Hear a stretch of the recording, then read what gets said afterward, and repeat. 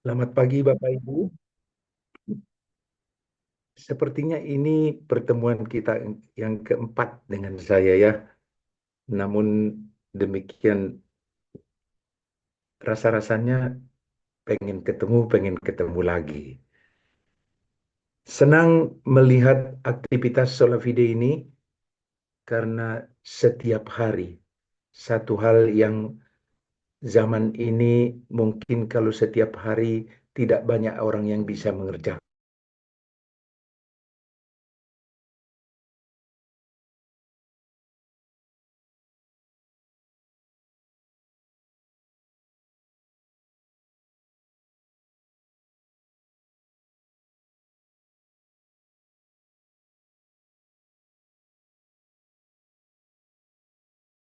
Suara Tuhan. Berkati para pendengar, pengikut daripada acara ini, kiranya kami mendapatkan pesan Tuhan untuk hidup pada situasi sekarang di dunia yang penuh dengan carut marut ini. Berkati hambamu yang tidak mempunyai kemampuan kecuali Tuhan mengurapinya. Urapilah Tuhan sehingga hamba dapat menguraikan pesan Tuhan kepada kami semua. Di dalam nama Tuhan Yesus Kristus kami berdoa dan mengucap syukur. Amin.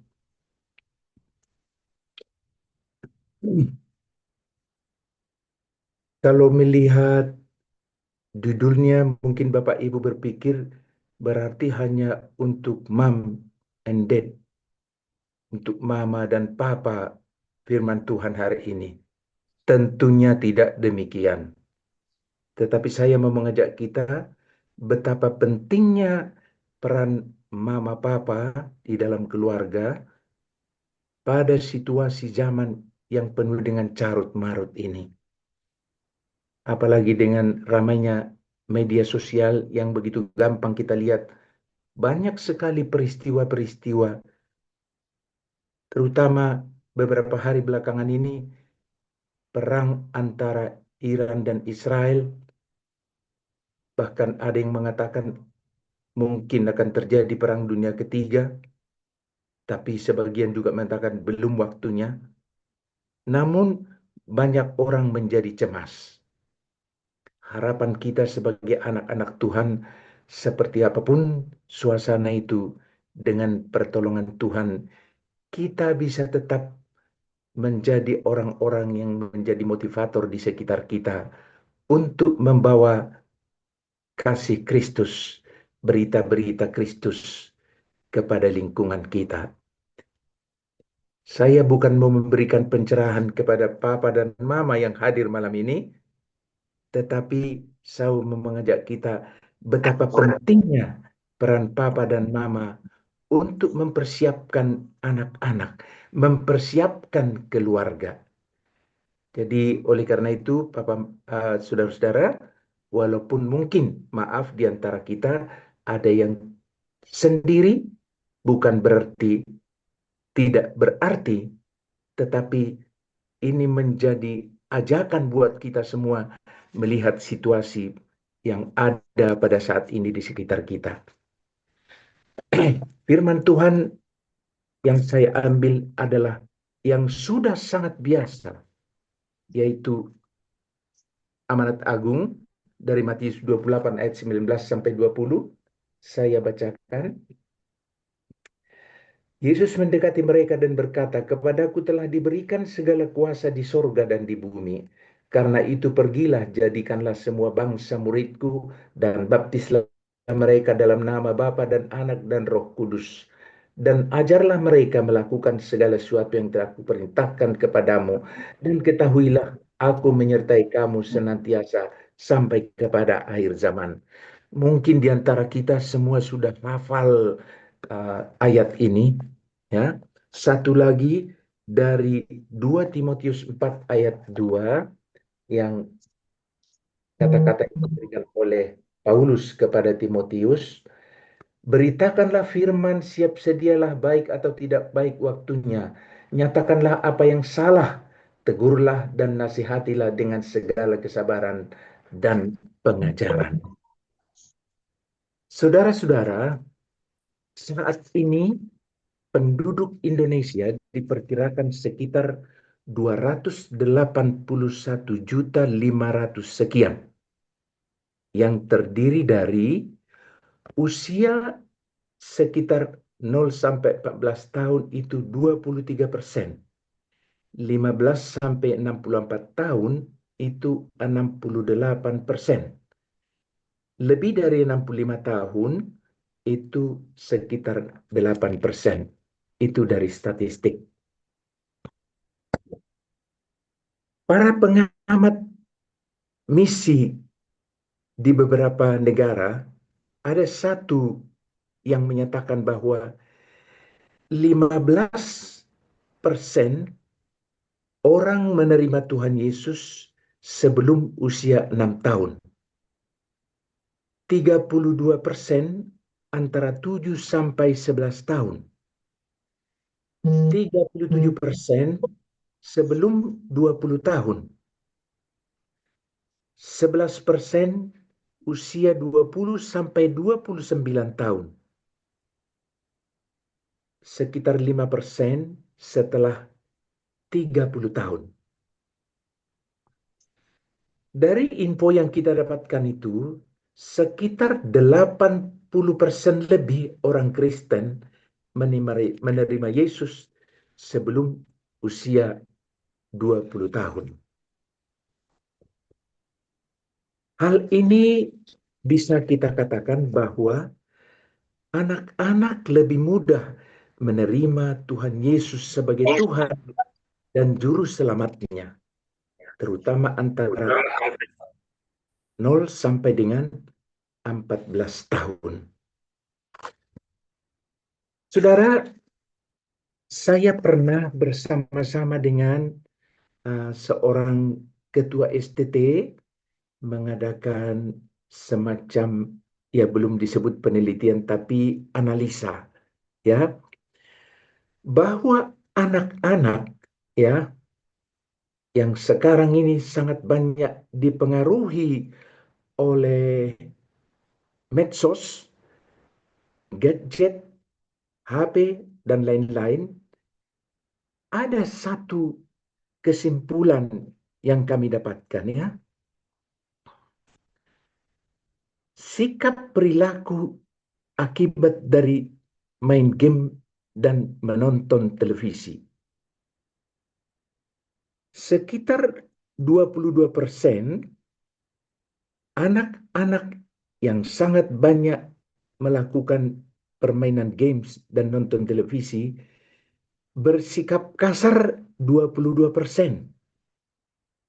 Berkata-kata kasar sekitar 36%. Berkata-kata jorok sekitar 17%. Pemarah 49%. Pemberontak 13%. Kemudian ada juga data yang menunjukkan, memang mohon maaf sebaiknya tadinya ini harus saya tampilkan, tetapi saya tidak punya laptop yang bisa menyajikan kepada Bapak Ibu. Nanti kepada Ibu Dian boleh saya kirimkan apa ini, data-data ini. Anak-anak yang bermain game kurang dari 1 jam ada 28%. 1 sampai 2 jam ada 27%. 2 sampai 3 jam 16%. 3 sampai 4 jam ada 11%. 4 sampai 5 jam ada 5%. 5 sampai 6 jam 5%. 6 sampai 7 jam sekitar 2%. 7 sampai 8 jam 1,5%. Lebih dari 8 jam sekitar 4%. Bapak Ibu, mungkin sering kita dengar bahwa di negara-negara Eropa, gereja saat ini semakin kosong. Itu sering kali kita dengar.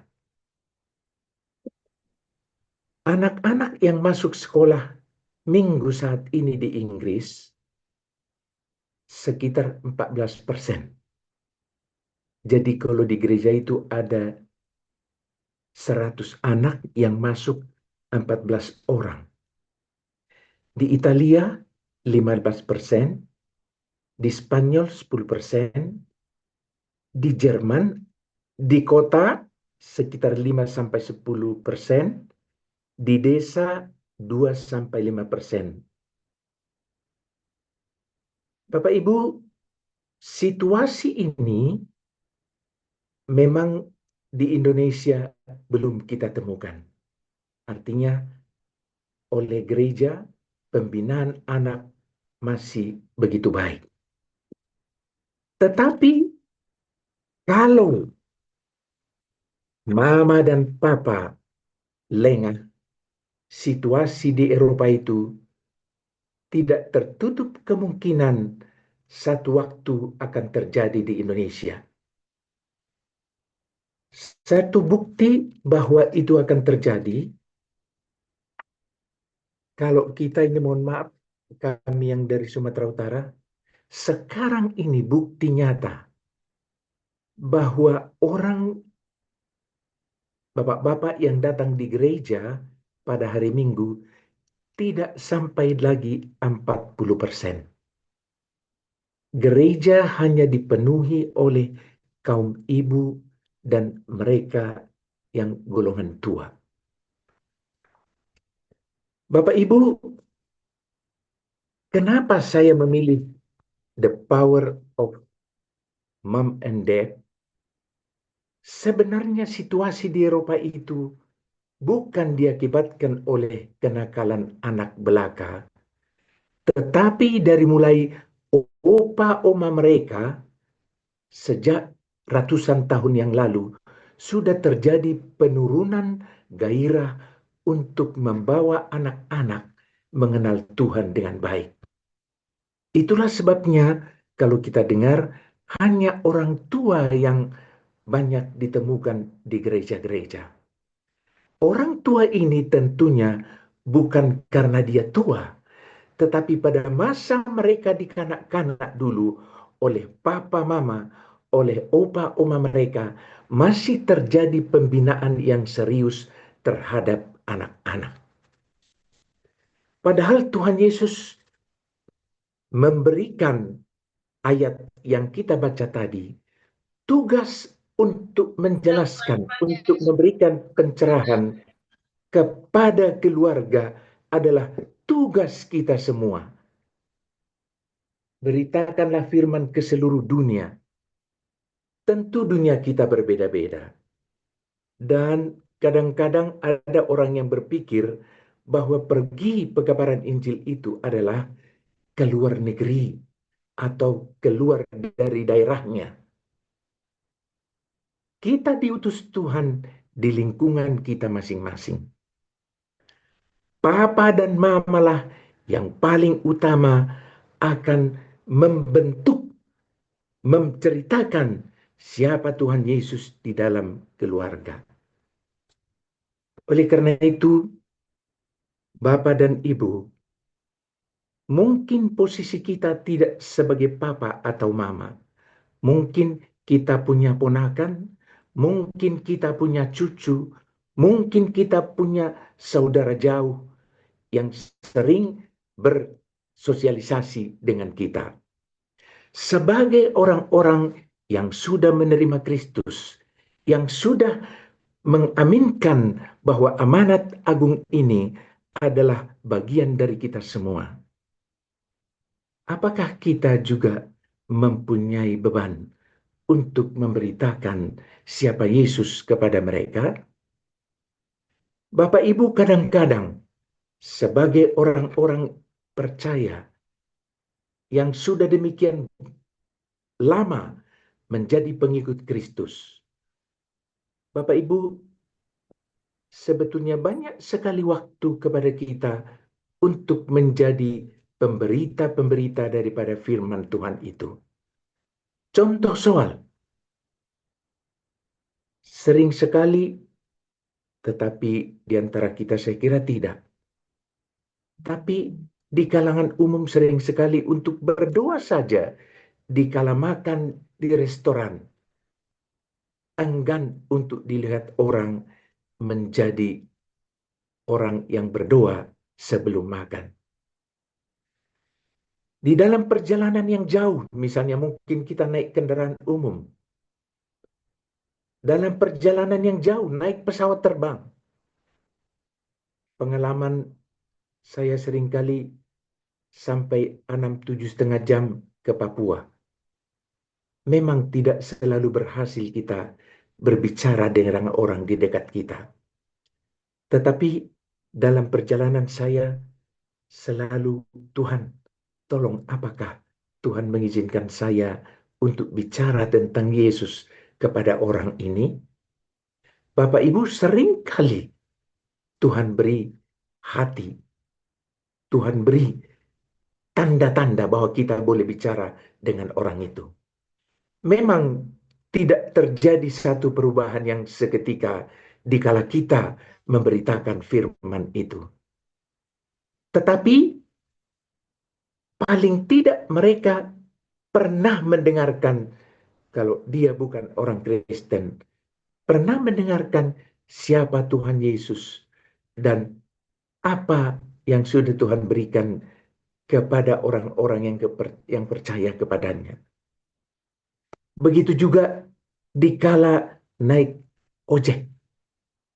Saya karena di Jakarta kadang-kadang naik kendaraan umum macet, saya beberapa kali naik ojek.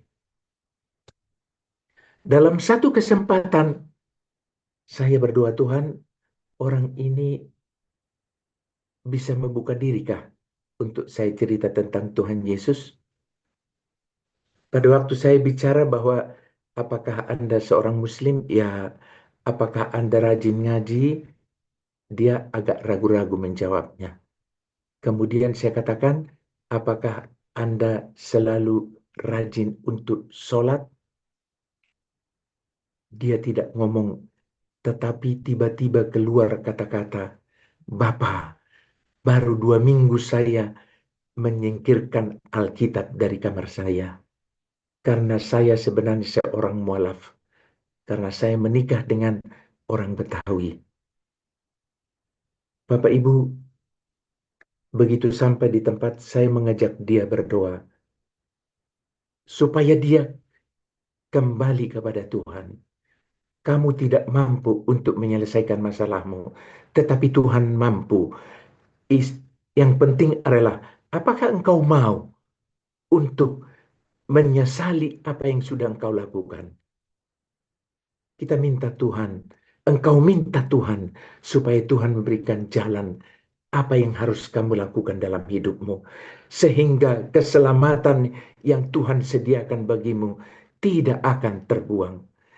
Bapak Ibu, memang di tempat ramai tidak mudah untuk menangis.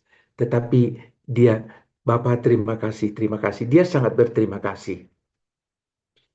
Waktu saya kontak memang tidak dia angkat, tetapi saya percaya Roh Kudus akan bisa mengajak dia untuk kembali ke jalan Tuhan. Bapak Ibu, tadi dikatakan bahwa anak-anak usia 0 sampai 14 tahun yang paling mudah untuk menerima Kristus. Disinilah yang saya maksudkan peran papa mama. Mungkin peran semua orang yang mempunyai anak-anak di sekitar 0 sampai 14 tahun. Mengajak mereka, membina mereka, mengenalkan karya-karya Kristus kepada mereka. Karya keselamatan yang Tuhan janjikan kepada setiap orang yang percaya kepadanya. Berbagai cara yang dapat kita lakukan, Bapak Ibu. Seperti menceritakan kisah-kisah Alkitab. Menyanyikan lagu-lagu rohani anak-anak. Berdoa bersama mereka.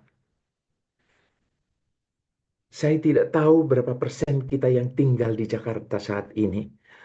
Untuk mereka yang usia produktif, banyak sekali keluarga harus keluar rumah sebelum jam 6 pagi dan pulang ke rumah sesudah jam 7 malam. Mungkin anak-anak ada yang sudah tertidur pada waktu mama dan papanya pulang ke rumah. Ini satu situasi yang sangat penting kita perhatikan. Kalau di usia 0 sampai 14 tahun itu, yang sebenarnya memang merupakan ladang yang sangat terbuka. Peran papa mama lah di sini yang paling menentukan. Tentu saya tidak punya metode untuk memberikan bagaimana kita menceritakan tentang Tuhan Yesus itu kepada mereka. Kita punya metode masing-masing. Tapi papa mama jangan pernah lupa di usia ini anak-anak kita sangat penting untuk mendapatkan berita-berita tentang siapa Tuhan Yesus dalam hidupnya. Ada beberapa tentunya metode yang bisa kita sampaikan, tetapi satu hal saya mau mengajak kita. Ini dalam suatu WA saya dapatkan bahwa waktu si mama pulang karena capeknya bekerja, anaknya menyambut dia. Aduh, mama pulang, mama pulang. Mama bawa apa? Sana, jangan ribut. Mama capek. Tahu kamu, saya bekerja untuk kamu. Makanya jangan nakal-nakal. Bapak Ibu, saya tidak pada potensi untuk menguraikan bagaimana sikap mama, sikap papa terhadap anak kita. Tetapi sekali kita gagal dalam berkomunikasi dengan dia, itu tidak mudah mengembalikannya. Marilah kita menjadi misionaris yang pertama kepada anak-anak kita. Bukan menyerahkan kepada gereja. Bukan menyerahkan kepada gereja. Sekecil apapun yang bisa kita buat bagi mereka, dengan pertolongan Tuhan akan melekat dengan baik di hatinya. 0 sampai 14 tahun. Bapak Ibu, memang akibat daripada kesibukan yang sangat mendesak, yang sangat penting, kita bisa terlena bahwa menceritakan firman Tuhan kepada anak-anak menjadi nomor yang terakhir. Karena disibukkan dengan mungkin kita berusaha untuk membuat mereka senang dengan membelikan hal-hal yang mereka inginkan, dengan mengajak mereka liburan, semuanya itu baik. Tetapi jangan lupa bahwa firman Tuhan yang utama sangat penting untuk kita sajikan setiap hari dengan berbagai cara kepada anak-anak kita. Saya yakin kita semua percaya bahwa setelah anak itu menginjak dewasa, tidak mudah bercerita dengan mereka. Tetapi pada usia yang saya katakan tadi, 0 sampai 14 tahun itu, apalagi mungkin kita adalah sebagai om, sebagai tante di rumah itu, mungkin kita tidak tinggal serumah dengan mereka. Pada saat kita bertemu dengan ponakan-ponakan kita, tidak ada salahnya kita juga menjadi misionaris-misionaris kecil bagi mereka. Jadi tidak asik cerita dengan hal-hal yang tidak bermanfaat. Mungkin satu ayat pun yang kita sampaikan sangat bermanfaat bagi anak. Ayat-ayat yang pendek dari Mazmur, dari Amsal, dari banyak ayat yang bisa kita kenalkan kepada mereka. Jadi selain mom and dad kita sebagai apapun, mungkin opa, oma, mungkin tante dan om, mungkin kakak, dan lain-lain. Semuanya kita Tuhan izinkan untuk menjadi misionaris-misionaris bagi anak-anak yang Tuhan pertemukan dengan kita. Bapak Ibu, saya lihat belakangan ini bahwa situasi akibat daripada medsos yang sangat ramai ini, nanti bulan Juli ada komunitas kami, termasuk Ibu Dian di dalamnya, kami akan ke Toba untuk memberikan pencerahan secara rohani kepada anak-anak sebanyak 45 SMP dan SMA di Kabupaten Toba. Karena info yang kita dapatkan, banyak sekali situasi yang saat ini memprihatinkan. Tentu kami tidak hanya bicara dengan anak-anak. Di Toba saat ini judi online merajalela, kemudian Toto yang di daerah lain tidak ada, tapi di Sumatera Utara masih sangat gencar. Padahal sebetulnya pihak keamanan sudah mengatakan itu bohong. Tidak benar ada yang benar-benar mendapatkan kemenangan. Tetapi si penyelenggara sudah punya metode untuk membuat orang supaya tertarik dengan hal ini. Anak-anak sangat berbahaya kalau sempat tergiur dengan hal-hal seperti ini.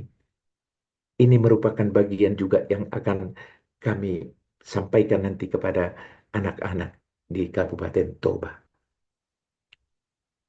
Bapak Ibu, yang saya mau tekankan kepada kita, apapun posisi kita, marilah kita menjadi pembawa-pembawa firman Tuhan kepada anak-anak yang ada di sekitar kita. Terutama papa dan mama yang masih mempunyai anak-anak di usia 0 sampai 14 tahun. Dan kalau kita memang sudah lewat dari era itu, kita menjadi orang-orang yang memotivasi mereka menjadi misionaris-misionaris kecil di lingkungan masing-masing. Demikian firman Tuhan dan uraian yang dapat saya sampaikan pada pagi hari ini. Kiranya Tuhan menyempurnakannya bagi kita semua. Amin. Mari kita berdoa. Tuhan Yesus, terima kasih kami sudah mendengarkan firman-Mu. Kami yang Tuhan utus untuk memberitakan tentang Tuhan Yesus, kiranya melalui uraian pada pagi hari ini, kami termotivasi untuk lebih giat lagi menjadi bagian pemberita-pemberita firman itu kepada orang di sekitar kami, terutama kepada anak-anak yang berusia di bawah 14 tahun.